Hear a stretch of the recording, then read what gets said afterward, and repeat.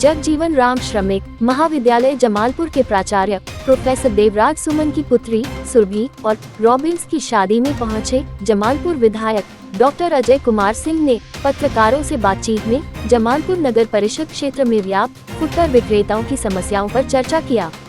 विधायक डॉक्टर अजय कुमार सिंह ने जमालपुर नगर परिषद क्षेत्र के सबसे बड़े होल्डिंग टैक्स बकायादार पूर्व रेलवे के अधीन जमालपुर रेल इंजन कारखाना, पूर्व railway diesel shed, Jamalpur railway station तथा नोट्रेडेम अकेडमी से बकाया टैक्स वसूली को लेकर कई अहम खुलासा किया।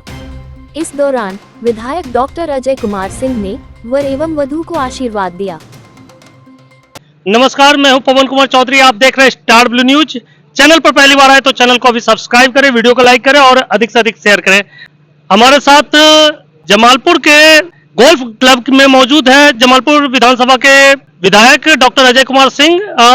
जमालपुर में जो सबसे बड़ी अभी जटिल समस्या है वो है फुटकर विक्रेताओं के साथ जो सौतेला व्यवहार रेलवे प्रशासन द्वारा किया गया है और उनकी जो समस्याएं हैं उसको लेकर नगर परिषद प्रशासन के साथ एक रास्ता निकालने की जो पहल जमालपुर विधायक ने की है उस पर क्या कुछ निकल कर आया है वो सारी जानकारियां हमारे साथ विधायक जी रखेंगे। विधायक जी, जमालपुर नगर परिषद क्षेत्र के जो फुटकर विक्रेता हैं, खास करके जमालपुर शहर के फुटकर विक्रेताओं के लिए सबसे बड़ी समस्या बन चुकी है कि उनको अपनी रोजी रोटी के लिए जद्दोजहद करनी पड़ रही है। तो ऐसे में जो आपका प्रयास रहा था नगर परिषद प्रशासन के साथ वार्ता हुई, उसमें रास्ता कहां तक निकल कर आया है?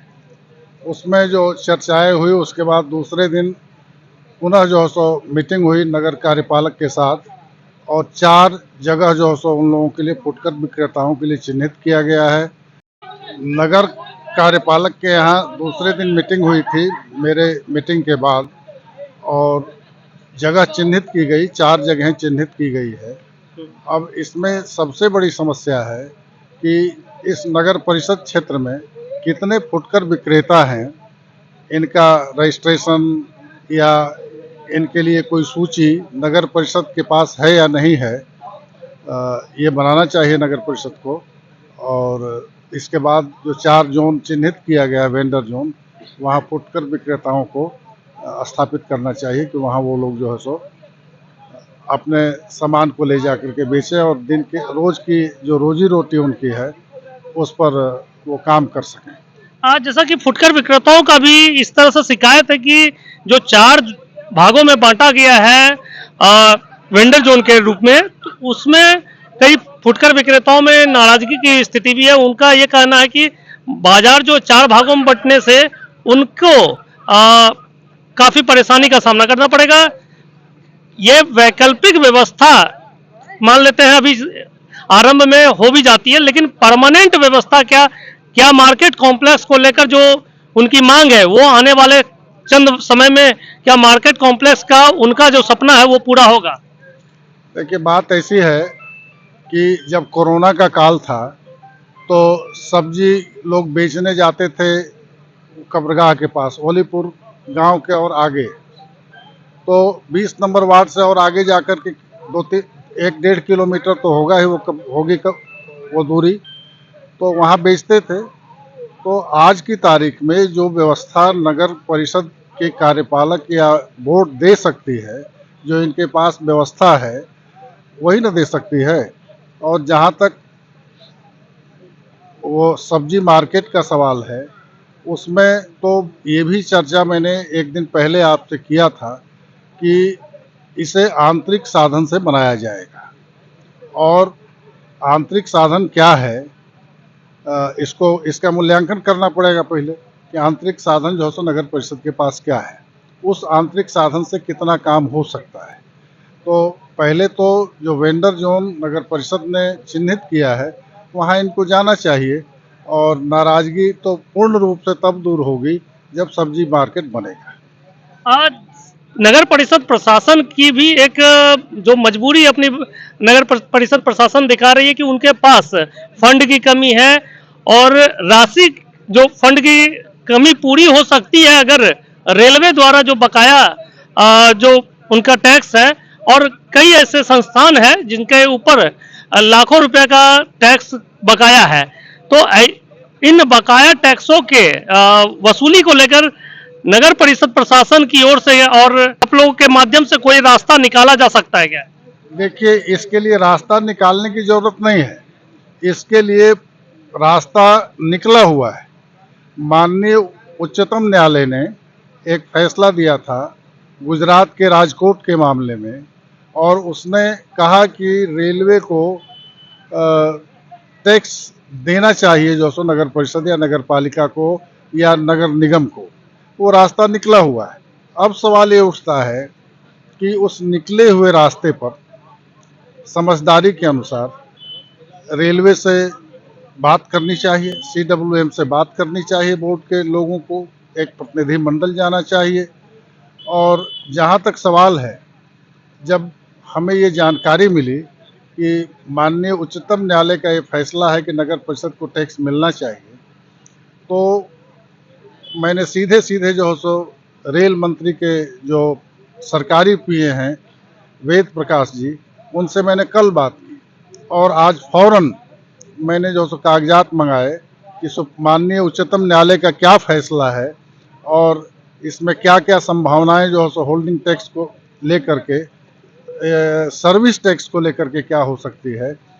तो ये सारी बात मैंने आज उनको पोस्ट कर दिया कि जमालपुर नगर परिषद के लिए आप माननीय उच्चतम न्यायालय के व्यवस्था के अनुसार यहाँ भी जो है सो आप व्यवस्था कराइए, और जो सर्विस टैक्स हो सकता है उसकी व्यवस्था कराइए। सवाल ये उठता है कि जब सूर्यानंद थे यहाँ नगर कार्यपालक, उस समय एक प्रोसीडिंग तय हुई, एक चिट्ठी बनी, और यह कहा गया कि प्रत्येक वर्ष जो है सो 2,49,49 कुछ रुपया जो है सो सर्विस टैक्स देना चाहिए।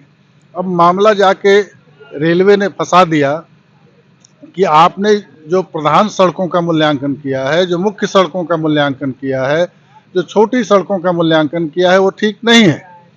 तो ये हमको लगता है 2019 या उससे पहले का की यह बात होगी, जब बोर्ड की ओर से भेजा गया था रेलवे को पत्र। तो ये इसके बाद जो है इस पर कोई पहल नहीं हुई, न इसकी जानकारी मेरे तक पहुंची। ये जानकारी तो हमारे पास कल आई है, और कल आने के बाद मेरी जो क्षमता हो सकती है उसके अनुसार मैंने काम करना चालू कर दिया है। इतना ही नहीं, सिर्फ कारखाने का मामला नहीं है, मामला रेलवे स्टेशन का भी है, मामला लोको सेट का भी है, और डीजल सेट का भी मामला है। तो ये पैसा जो है सो देना है DRM को। और ऐसी बात नहीं है कि रेलवे जो है सो नगर परिषद को पैसा नहीं दिया करती थी, पैसा देती थी। 2016 के पहले हमको लगता है कि रेलवे कारखाना जो है और DRM ऑफिस, ये दोनों मिल करके जो है सो नगर परिषद को पैसा देते थे। इस पैसे पर सकारात्मक अगर पहल की गई तो फिर जो है सो आंतरिक स्रोत की कमी होने की बात ही नहीं रहेगी। हमको लगता है कि ठीक से अगर मूल्यांकन किया जाएगा तो अभी लगभग जो 20 करोड़ से ऊपर रुपया रेलवे को देना होगा नगर परिषद को। तो जब हमारे पास 20 करोड़ रुपया होगा तो फिर ये आंतरिक साधन जो हो गया नगर परिषद का, ये कम है क्या? नगर परिषद प्रशासन जिस तरह से आम जनता से आसानी से टैक्स वसूल लेती है, लेकिन रेलवे और नोटर डेम जैसे संस्थान से टैक्स वसूली में नगर परिषद प्रशासन को पसीने छूट जाते हैं। तो ऐसे में ऐसे बड़े संस्थानों के ऊपर जो आज आपके द्वारा पहल किया जा रहा है, वो क्या लगता है कि नगर परिषद प्रशासन की कुछ लापरवाही रही जो अब तक इन संस्थानों के पास बकाया के रूप में रह रही? लापरवाही की बात तो नगर परिषद बताएगी। जहाँ तक आम लोगों से होल्डिंग टैक्स लिया जाता है, उसका भी निर्धारण जमालपुर नगर परिषद में ठीक ठाक से नहीं हुआ है। आपके यहाँ जो प्रधान सड़कें हैं, जिनकी चौड़ाई माने हमको लगता है 8 मीटर से अधिक होनी चाहिए, और ये प्रधान सड़क के लिए जो है सो तय है कि प्रधान सड़क कितनी जो है सो चौड़ी हो सकती है, मुख्य सड़क कितनी चौड़ी होगी और गलियां कितनी चौड़ी होंगी तो उस पर क्या टैक्स लगेगा। लेकिन यहाँ तो इसका ख्याल ही नहीं किया गया है।